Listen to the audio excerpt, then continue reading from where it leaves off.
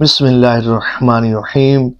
آج میں بات کر رہا ہوں اس عظیم درود پاک کی جس سے نسبت ہے سرکار بغداد حضور غوث پاک حضرت شیخ عبد القادر جیلانی رحمۃ اللہ تعالی علیہ سے، کہ جو حضور غوث پاک کا پسندیدہ درود پاک ہے۔ آج میں جب آپ کو درود غوثیہ شریف کے فضل و برکات بتاؤں گا، آپ کو بتاؤں گا کہ اللہ کی کس طرح، اللہ کی کتنی رحمتوں کا نزول اس درود غوثیہ کے پڑھنے والوں پر ہوتا ہے، کس طرح کی برکتوں سے، نعمتوں سے، رحمتوں سے، انعامات سے درود غوثیہ پڑھنے والا نوازا جاتا ہے۔ کہ اس درود پاک میں جو خاص ورڈز ہیں، معدن الجود والکرم، کے جو اس درود پاک کو خاص الخاص بنا دیتے ہیں۔ دیکھیے، معدن کہتے ہیں کسی چیز کی اصل کو، کسی چیز کی بنیاد کو، کسی چیز کی جڑ کو، کسی چیز کے سرچشمے کو، یا اس کو تعبیر خزانے کے ساتھ بھی کیا جاتا ہے۔ رحمت الہی کا بہت بڑا خزانہ اور جود و کرم، اس کو تعبیر کیا جاتا ہے سخاوت کے ساتھ، یعنی کہ ایسا سخی کہ جو صرف عطا فرمانا جانتا ہو، جو نوازنا جانتا ہو، جسے اللہ تبارک و تعالی نے اتنی طاقت، اتنی قدرت، اتنی قوت عطا فرمائی ہو کہ جس کی سخاوت کی کوئی انتہا نہ ہو،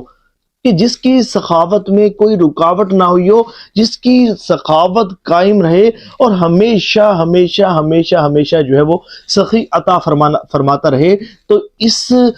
جو سنٹنس ہیں، جو یہ معدن الجود والکرم، اس میں سرکار صلی اللہ علیہ وآلہ وسلم کے اوصاف حمیدہ کو بیان کیا گیا ہے، اور اس بات کی طرف اشارہ کیا گیا ہے کہ جو حضور صلی اللہ علیہ وآلہ وسلم نے ارشاد فرمایا تھا نا کہ انما انا قاسم واللہ یعطی، کہ بے شک میں ہی تقسیم کرنے والا ہوں اور اللہ عطا فرمانے والا ہے، اللہ عطا فرمانا والا ہے۔ تو گویا کہ حضور صلی اللہ علیہ وآلہ وسلم اللہ تعالیٰ کے خزانوں کو تقسیم کرنے والے ہیں، کیونکہ اللہ تبارک و تعالیٰ نے آپ کو خزانوں کی کنجیاں عطا فرمائی، مالک کل عالم بنا دیا،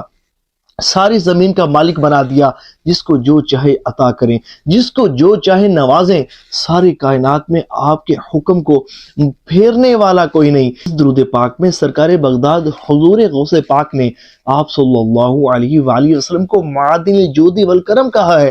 کہ ہر نیکی کی، ہر خیر کی، ہر بلائی کا منبع و مرکز سرکار دو عالم صلی اللہ علیہ وآلہ وسلم ہے۔ ہر چیز کو عطا کرنے والے، اللہ کی رحمت سے اللہ کے خزانوں کو تقسیم کرنے والے ہمارے آقا صلی اللہ علیہ وآلہ وسلم ہیں۔ کہ جو شخص پھر روحانیت میں عروج حاصل کرنا چاہتا ہو، ولایت میں عروج حاصل کرنا چاہتا ہو، دین و دنیا میں عروج حاصل کرنا چاہتا ہو، روحانیت کی بلندیوں پر پہنچنا چاہتا ہو، رزق کے خزانے تلاش کرنا چاہتا ہو،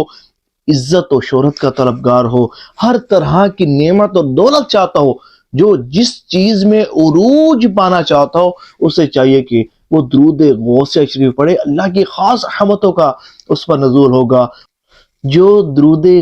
غوثیہ شریف کی کثرت کرے گا، سب سے پہلا فائدہ اسے یہ حاصل ہوگا کہ اللہ کریم اس کے رزق میں خوب وسعتیں عطا فرمائے گا، اس کا رزق، روزی، کاروبار بڑھتا ہی چلا جائے گا، محتاجی سے محفوظ رہے گا، اللہ کریم اس کے رزق میں خوب برکتیں اور وسعتیں عطا فرمائے گا۔ دوسرا فائدہ درود غوثیہ شریف پڑھنے کا یہ حاصل ہوگا کہ جو درود غوثیہ شریف کی کثرت کرے گا، مداومت کرے گا، اس پر ہمیشگی اختیار کرے گا، اللہ کریم اس کی ہر مشکل کو آسان فرما دے گا، ہر پریشانی سے اسے نجات دلا دے گا، اس کے پھنسے ہوئے کام چلنا شروع ہو جائیں گے، رکاوٹیں ہٹنا شروع ہو جائیں گی، پریشانیاں، مصیبتیں، تکلیفیں